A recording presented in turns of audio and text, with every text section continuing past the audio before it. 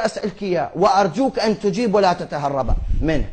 قل لي ما هي جريمة واتهام رافع العيساوي، وقل للمشاهدين ما هي جريمته التي ادعت الحكومة الاتحاد سابقا أنه مجرم فيها. قل للعالم ما هي جريمته حتى يعرف لماذا رافع العيساوي. طه عبد الغني بعد شوي أجاوبك عليه. أنا أوجه السؤال هذا. لا أقول أنت أجبني، أنت تقول متهم. أجبني ما هي. لا أرجوك أجب حتى يعرف الناس ما هي جريمة رافع العيساوي. لكن احنا حوبتنا برقبة رافع العيساوي. والله الله ينتقم منك يا رافع، وينتقم من الحزب الإسلامي. هو اللي هجم المحافظة الأنبار، وهو اللي هجم بيوتنا. قاعدين كلهم بالفنادق يضربون بهالدفاتر واحنا مبيوعين، والضحية الشعب.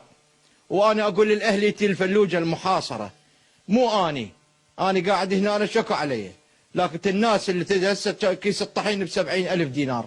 اقول للاهليتي ولا تهنوا ولا تحزنوا الشعب هذا الطيب.